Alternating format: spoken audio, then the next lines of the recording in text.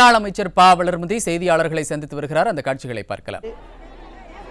நடைபெற்ற ஆர்ப்பாட்டம் இன்னைக்கு அனைத்து இந்திய அண்ணா திராவிட முன்னேற்ற கழகத்தினுடைய மகளிர் அணியினர் ஒரு பகுதி தான் வந்திருக்கிறாங்க. இங்க ஒரு பகுதி தான் நாங்கள் நிர்வாகிகள் எல்லாம் கூப்பிட்டுருந்தோம். இதுவே இவ்வளவு பெரிய கூட்டம் நீங்க பார்த்தீங்க. பிரம்மாண்டமான மகளிர் அணியினர் திரண்டு எங்களுடைய எதிர்ப்பை தெரிவிச்சிருக்கிறோம். எங்களுடைய ஒரே நோக்கம் என்னன்னா, முதல்ல கட்சியினுடைய நலனை கருதி அவரை பதவியிலிருந்து எடுக்கிறோன்றது தான் மு.க. ஸ்டாலின் அவர்கள் அவர் அறிவித்த அறிவிப்பு, பதவியிலிருந்து எடுத்தது. ஆனால் மக்கள் நலன் கருதி, தாய்மார்களின் நலன் கருதி, புண்பட்டு போன மகளிரின் நெஞ்சங்களிலே அவர்களெல்லாம் இன்றைக்கு வருத்தப்படக்கூடிய அளவுக்கு பேசிய பேச்சை கண்டிக்கிற விதத்திலே முதலமைச்சர் அவர்கள் பொன்முடியவர்களை பதவியிலே இருந்து நீக்க வேண்டும். இரண்டாவது, அவரை கைது செய்ய வேண்டும். சாதாரணமாக ஒரு பேச்சாளர் மேடையில் அருவருப்பா பேசினாலேயே காவல்துறையினர் வழக்கு போடுவது என்பது வழக்கமாக வைத்திருக்கிறார்கள். அவர்கள் மீது வழக்கு போட்டு கைது செய்வது, அது முன்னுதாரணங்கள் நிறைய இருக்கு. உங்களுக்கே தெரியும், ஊடகத்தில் வந்த செய்திகளைத்தான் நாங்கள் சொல்லுகிறோம். ஆனால் ஆபாசமாக பேசிய பேச்சாளர்களுக்கே, கொஞ்சம் தரக்குறைவாக பேசிய பேச்சாளர்களுக்கே கடுமையான தண்டனையை தமிழ்நாட்டு காவல்துறை ஸ்டாலின் அரசாங்கம் எடுக்கும்போது, ஒரு மதத்தை சார்ந்த பெண் குலத்தை மிகவும் கேவலமாக பேசியிருக்கிற, அரசியலமைப்பு சட்டத்தின் மீது நம்பிக்கை வைத்து சத்தியம் செய்து பதவிக்கு வந்த ஒரு அமைச்சரை இன்னும் பதவியிலே இருந்து நீக்காமல் மு.க. ஸ்டாலின் அவர்கள் வைத்திருப்பது மிகவும் அவமானம்.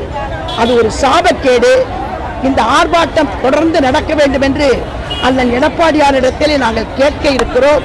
அப்படி அவர் உத்தரவிட்டால் தமிழ்நாடு பூராவும் அவரை பதவியிலே இருந்து விலக்கும் வரை நாங்கள் தொடர்ந்து போராடுவோம் என்பதை மட்டும் தெரிவித்துக் கொள்கிறேன். அது மட்டுமல்ல, அவரை கைது செய்ய வேண்டும். ஒரு குறிப்பிட்ட மதத்தை சார்ந்த பெண்குலத்தை கேவலமாக பேசி அவரை கைது செய்ய வேண்டும். இது இரண்டும் தான் எங்களுடைய கோரிக்கையாக இந்த ஆர்ப்பாட்டத்தின் மூலமாக வைத்திருக்கிறோம்.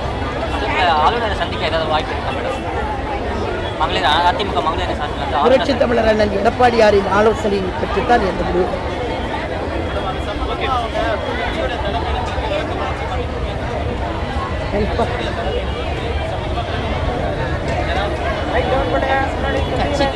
விளக்கம் கொடுத்தா சரியா போயிடுச்சா? அப்ப நாங்களும் பேசட்டுமா? நாங்களும் பேசிட்டு அடுத்த நாள் உங்களை எல்லாம் கூப்பிட்டு விளக்கம் கொடுத்துட்டுமா? நாங்களும் இதே மாதிரி பேசிட்டு விளக்கம் கொடுத்துட்டுமா? நீங்க ஒத்துக்கொள்ள அப்படி ரிலே பண்ணணும். நீங்க விளக்கம் கொடுத்துட்டாரு, மன்னிப்பு கேட்டாரு, ரைட்டு. இதே மாதிரி இன்னொரு ஆர்ப்பாட்டத்தில் இதே மாதிரி நாங்க பேசுறோம், அடுத்த நாள் மன்னிப்பு கேட்கிறோம், பெற்றுவீங்களா? சட்டம் எல்லாத்துக்கும் பொதுதான். தனிப்பட்ட ஒருத்தருக்கு மட்டும் சட்டம் இல்லை. நாங்களும் பேசுவோம். ஆனா எங்க தலைமை பெண்களை இழிவுபடுத்த பேசக்கூடாது என்பதுதான் எங்கள் அம்மாவும் சொல்லிக் கொடுத்திருக்கிறார். எங்கள் அண்ணன் எடப்பாடியாரும் அப்படிதான் சொல்லிக் கொடுத்திருக்கிறார். ஒரு வார்த்தை கூட தவறாக பேசக்கூடாது என்று. ஆகவேதான் கண்ணியத்தோடு பேசி இருக்கிறோம் என்பதை நான் தெரிவிக்கிறேன்.